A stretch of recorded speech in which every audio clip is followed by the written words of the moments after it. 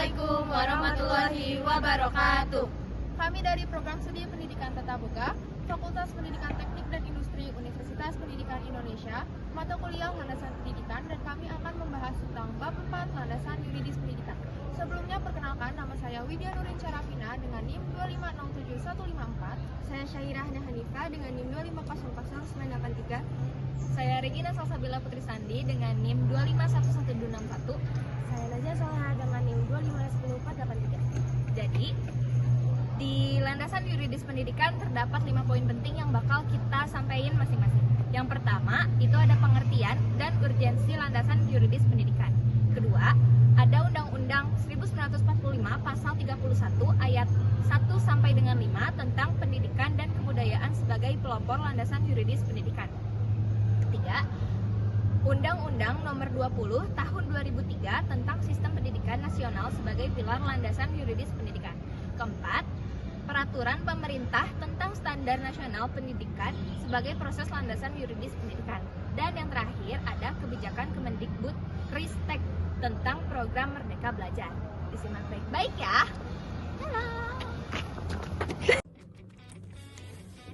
Halo semuanya, nama saya Syairah Hanifah. Hari ini saya akan menjelaskan kepada kalian mengenai pengertian, urgensi, dan sumber dari landasan yuridis pendidikan. Sekarang saya akan menjelaskan mengenai pengertian terlebih dahulu. Dalam Kamus Bahasa Indonesia, yuridis berarti suatu hal yang ditinjau secara hukum. Sedangkan dalam Kamus Hukum, yuridis berasal dari kata yuridis yang berarti menuruti hukum yang telah diakui oleh pemerintah. Jika aturan ini dilanggar, maka orang yang melanggar akan mendapatkan sanksi ataupun teguran. Yuridis ini bersifat memaksa dan mengikat. Artinya, seseorang haruslah mematuhinya dan mengikat semua orang yang ada di sebuah wilayah di mana hukum ini diberlakukan. Yuridis memiliki dua bentuk, yaitu secara lisan dan tulisan. Yuridis yang berbentuk tulisan tertulis di dalam Undang-Undang Dasar 1945, sedangkan yang berbentuk lisan terdapat dalam aturan hukum adat di masyarakat. Dalam rekam jejaknya sebagai negara republik, Indonesia memiliki dua landasan yuridis pendidikan, yaitu Pancasila dan Undang-Undang Dasar 1945. Pancasila adalah sumber dari segala sumber hukum, sehingga seluruh peraturan perundang-undangan yang dibentuk oleh pemerintah atau instansi yang berwenang tidak boleh bertentangan dengan Pancasila.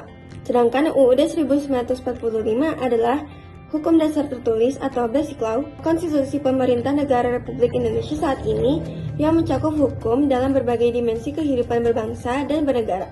Tak terkecuali hukum atau aturan terkait dengan pendidikan, mengingat pendidikan adalah dimensi fundamental dalam kehidupan berbangsa dan bernegara. Maka dapat dimaknai bahwa landasan yuridis merupakan seperangkat konsep, dalil, aturan, ataupun hukum yang berbasis nilai-nilai konstitusional yang menjadi titik tolak dalam pelaksanaan sistem pendidikan nasional. Hal ini mencakup Undang-Undang Dasar 1945, UU Sisdiknas, Ketetapan MPR, Peraturan Pemerintah, Keputusan Presiden, dan peraturan pelaksanaan lainnya.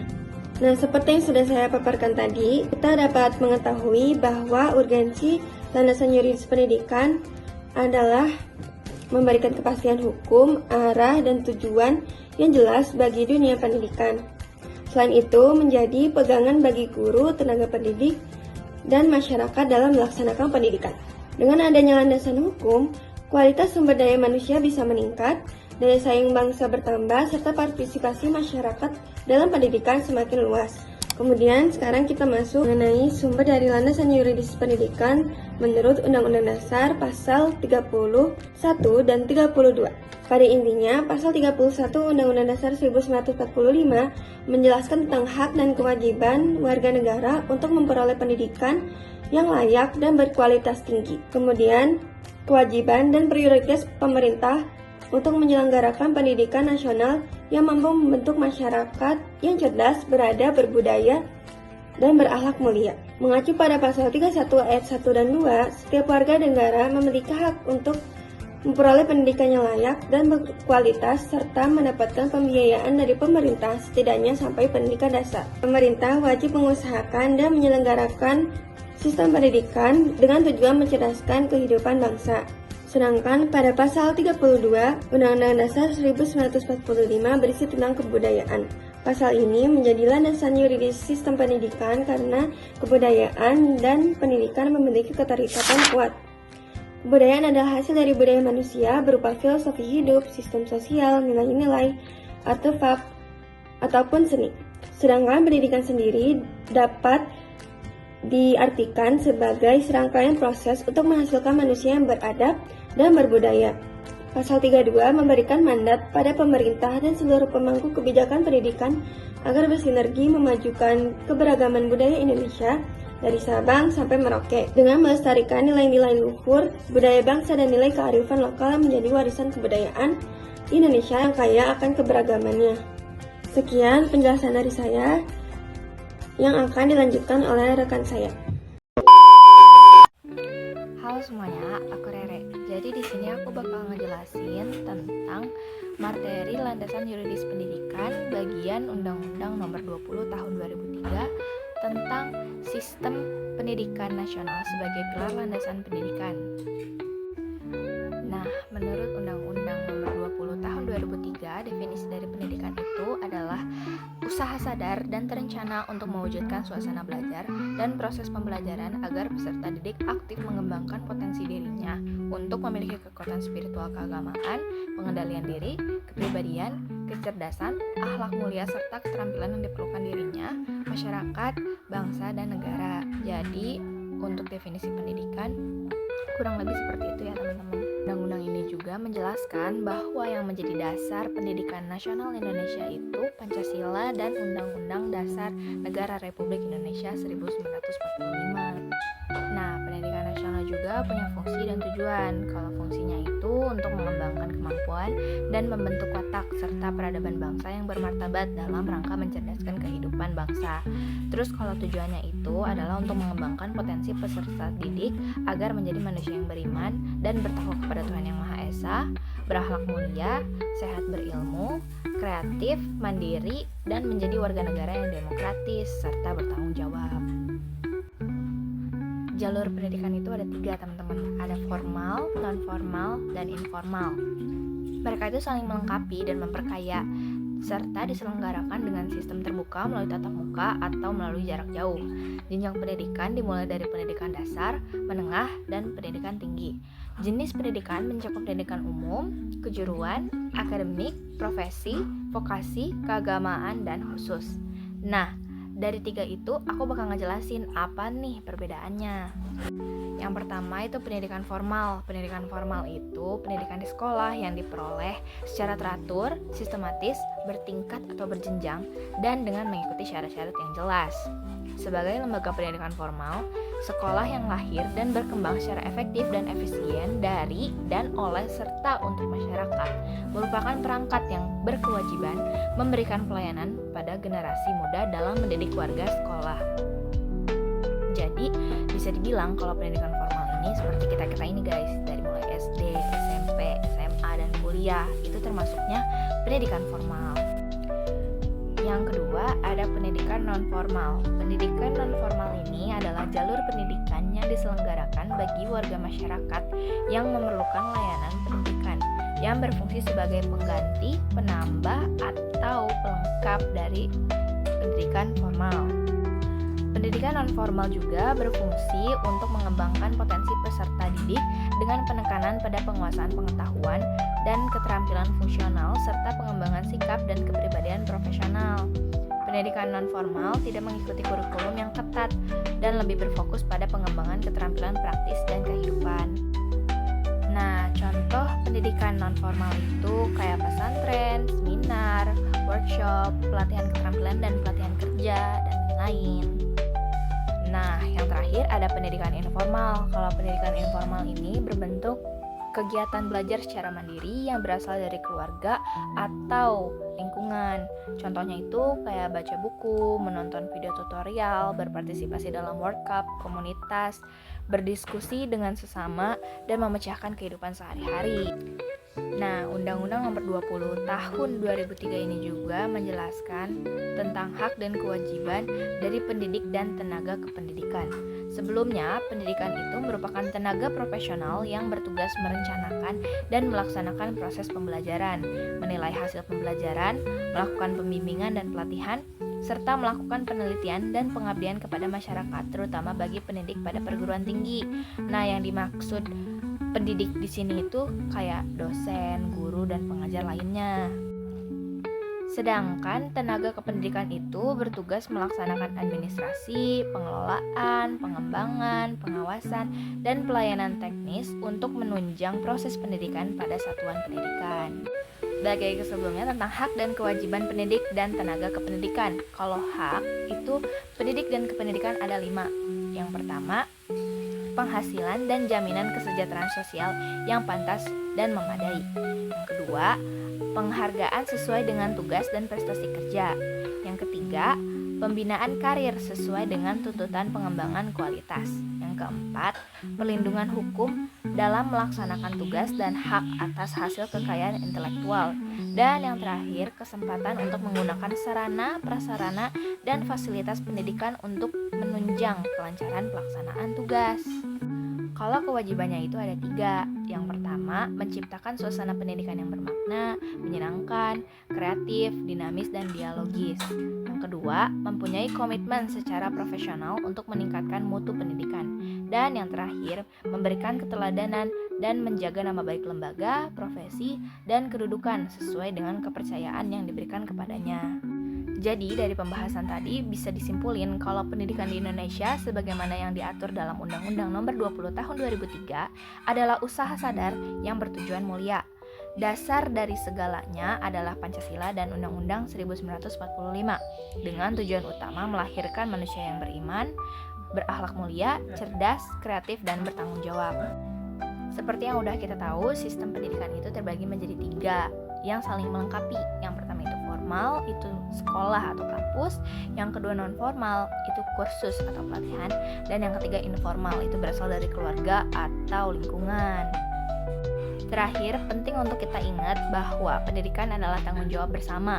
Pemerintah, masyarakat, orang tua, dan setiap warga negara memiliki hak dan kewajiban untuk menjamin keberlangsungannya. Melalui sinergi antara hak dan kewajiban inilah, kita dapat mewujudkan tujuan pendidikan nasional, yaitu mencerdaskan kehidupan bangsa. Selanjutnya, kita bakal dengar materi standar pendidikan nasional melalui telaah peraturan pemerintah yang akan disampaikan oleh Vina. Bye-bye. Selanjutnya, saya akan membahas tentang Peraturan Pemerintah Nomor 4 Tahun 2022 tentang Standar Nasional Pendidikan sebagai progres landasan yuridis pendidikan. Standar Nasional Pendidikan itu apa sih? Standar Nasional Pendidikan adalah kriteria minimal sistem pendidikan di seluruh wilayah hukum Negara Kesatuan Republik Indonesia. Pertama kali diatur pada tahun 2005, yaitu pada Peraturan Pemerintah Nomor 19 Tahun 2005. Nah, ada beberapa standar yang diatur, yaitu standar kompetensi lulusan, standar isi, standar proses, standar pendidik dan tenaga kependidikan, standar sarana dan prasarana pendidikan, standar pengelolaan, standar pendanaan, dan standar evaluasi pendidikan. Nah, Peraturan Pemerintah Nomor 19 Tahun 2005 ini beberapa kali mengalami perubahan, yaitu pada Peraturan Pemerintah Nomor 32 pada tahun 2013, Peraturan Pemerintah Nomor 13 Tahun 2015, Peraturan Pemerintah Nomor 57 Tahun 2021, dan yang terakhir Peraturan Pemerintah Nomor 4 Tahun 2022. Nah, perubahan ini diselaraskan dengan dinamika perkembangan masyarakat, lokal, nasional, dan global guna mewujudkan fungsi dan tujuan pendidikan nasional. Nah, fungsinya dijelaskan pada pasal 3, yaitu sebagai dasar dalam perencanaan, pelaksanaan, dan pengawasan pendidikan dalam rangka mewujudkan pendidikan nasional yang bermutu. Kemudian pada pasal 4 dijelaskan tujuannya, yaitu bertujuan untuk menjamin mutu pendidikan nasional dalam rangka mencerdaskan kehidupan bangsa dan membentuk watak serta peradaban bangsa yang bermanfaat. Nah, standar nasional pendidikan ini digunakan pada pendidikan yang diselenggarakan oleh pemerintah pusat, pemerintah daerah, dan masyarakat pada jalur pendidikan formal, masyarakat pada jalur pendidikan non formal, dan jalur pendidikan informal. Selanjutnya, saya akan membahas tentang standar-standar yang diatur pada Peraturan Pemerintah Nomor 19 Tahun 2005. Yang pertama, standar kompetensi lulusan. Standar kompetensi lulusan yang terbaru diatur dalam Permendikbudristek Nomor 5 Tahun 2022. Standar kompetensi lulusan adalah kriteria minimal tentang kesatuan sikap, keterampilan, dan pengetahuan yang menunjukkan capaian kemampuan peserta didik dari hasil pembelajarannya pada akhir jenjang pendidikan. Nah, standar kompetensi lulusan dibagi menjadi 4, yaitu standar kompetensi lulusan pendidikan anak usia dini, standar kompetensi lulusan pendidikan dasar, standar kompetensi lulusan pendidikan menengah, dan yang terakhir standar kompetensi lulusan pendidikan tinggi. Selanjutnya, pada pasal 19 dijelaskan standar proses. Standar proses adalah standar nasional pendidikan yang berkaitan dengan pelaksanaan pembelajaran pada satu satuan pendidikan untuk mencapai standar kompetensi lulusan. Kemudian ada standar penilaian pendidikan. Standar penilaian pendidikan merupakan kriteria minimal mengenai mekanisme penilaian hasil belajar peserta didik. Selanjutnya ada standar tenaga pendidik, yaitu kriteria minimal kompetensi dan kualifikasi yang dimiliki pendidik untuk melaksanakan tugas dan fungsi sebagai teladan, perancang pembelajaran, fasilitator, dan motivator peserta didik. Kemudian ada standar tenaga kependidikan selain pendidik. Standar tenaga kependidikan selain pendidik merupakan kriteria minimal kompetensi yang dimiliki tenaga kependidikan selain pendidik sesuai dengan tugas dan fungsi dalam melaksanakan administrasi, pengelolaan, pengembangan, pengawasan, dan pelayanan teknis untuk menunjang proses pendidikan pada satuan pendidikan. Kemudian ada standar sarana dan prasarana pendidikan dijelaskan pada pasal 25. Standar sarana dan prasarana merupakan kriteria minimal sarana dan prasarana yang harus tersedia pada satuan pendidikan dalam penyelenggaraan pendidikan. Sarana merupakan segala sesuatu yang dapat dipakai sebagai alat dan perlengkapan dalam mencapai tujuan pembelajaran. Sedangkan prasarana merupakan fasilitas dasar yang dibutuhkan untuk menjalankan fungsi satuan pendidikan. Kemudian ada standar pengelolaan pendidikan. Standar pengelolaan pendidikan merupakan kriteria minimal mengenai perencanaan, pelaksanaan, dan pengawasan kegiatan pendidikan yang dilaksanakan oleh satuan pendidikan agar penyelenggaraan pendidikan efisien dan efektif. Yang terakhir pada pasal 32 dijelaskan tentang standar pembiayaan. Standar pembiayaan merupakan kriteria minimal mengenai komponen pembiayaan pendidikan pada satuan pendidikan, terdiri dari biaya investasi dan biaya operasional. Halo, perkenalkan, nama saya Nazia Soleha. Di sini saya akan menjelaskan tentang program atau kebijakan pemerintah terkait sistem pendidikan nasional yang berkembang sampai saat ini. Program atau kebijakan pemerintah yang sedang berkembang dalam sistem pendidikan nasional meliputi Merdeka Belajar. Merdeka Belajar ini bertujuan meningkatkan mutu pendidikan, program Indonesia Pintar untuk pemerataan akses pendidikan, serta fokus pada peningkatan kualitas guru, transformasi sistem penerimaan murid, dan penguatan karakter peserta didik melalui kurikulum yang relevan dengan perkembangan zaman dan pengenalan teknologi. Apa aja sih program dan kebijakan yang masih berkembang sampai saat ini? Itu pertama ada Kampus Merdeka. Kampus Merdeka ini memberikan kebebasan dan otonomi kepada perguruan tinggi untuk mengembangkan kurikulum sesuai kebutuhan mahasiswa dan dunia kerja. Kedua, ada program guru penggerak. Nah, program guru penggerak ini meningkatkan kompetensi guru dan mendorong mereka menjadi pemimpin komunitas belajar. Yang ketiga, ada program sekolah penggerak. Program sekolah penggerak ini mendorong peningkatan mutu pembelajaran di sekolah melalui peningkatan kompetensi kepala sekolah dan guru, serta penerapan sistem evaluasi yang baru. Yang keempat, ada program Indonesia Pintar. Nah, program Indonesia Pintar ini memberikan bantuan biaya pendidikan untuk anak usia sekolah 6-21 tahun dari keluarga dengan kendala ekonomi guna menjamin akses pendidikan yang lebih merata. Selanjutnya, yang kelima, itu ada perluasan program beasiswa lembaga pengelolaan dana pendidikan. Nah, perluasan ini dimaksudkan agar Indonesia memiliki SDM yang memiliki kompetensi global dan berperilaku sesuai dengan nilai-nilai Pancasila sehingga mampu menghadapi perubahan teknologi, sosial, dan lingkungan yang sedang terjadi secara global. Yang keenam, ada KIPK Kuliah Merdeka. Kementerian Pendidikan meluncurkan kartu Indonesia Pintar. Ini bertujuan untuk meningkatkan akses masyarakat yang tidak mampu untuk melanjutkan ke pendidikan tinggi yang lebih merata dan berkualitas. Yang ketujuh, ada penyaluran dana dan penggunaan dana bantuan. Bantuan operational bos ini merupakan program pemerintah pusat untuk membantu pendanaan biaya operasional sekolah yang bisa digunakan untuk administrasi kegiatan sekolah, penyediaan alat-alat pembelajaran, pembayaran honorer, pengembangan perpustakaan, dan yang lain-lain. Nah, dari penjelasan yang telah kita sampaikan tadi dapat disimpulkan bahwa landasan yuridis pendidikan merupakan dasar hukum yang mengatur jalannya sistem pendidikan di Indonesia. Landasan yuridis pendidikan juga memiliki urgensi menjadi pegangan bagi para mahasiswa, guru, dan tenaga pendidik lainnya. Berdasarkan Undang-Undang Dasar 1945 Pasal 31 menegaskan bahwa seluruh warga negara berhak mendapat pendidikan dan pemerintah wajib menyelenggarakan dan membiayainya. Kemudian, pada Undang-Undang Nomor 20 Tahun 2003 tentang Sistem Pendidikan Nasional mengatur secara sistemik tujuan, fungsi, dan prinsip pendidikan agar sesuai dengan kebutuhan masyarakat dan perkembangan zaman pada saat ini. Nah, terus untuk menjamin mutu, pemerintah menetapkan standar pendidikan nasional yang dijadikan sebagai acuan minimal yang harus dilakukan oleh satuan pendidikan di seluruh Indonesia. Selain itu, pemerintah juga menetapkan program dan kebijakan untuk meningkatkan kualitas pendidikan di Indonesia. Di antaranya ada program wajib belajar 12 tahun, dana BOS, bantuan operasional sekolah, kurikulum merdeka, KIP, Kartu Indonesia Pintar, dan yang lainnya.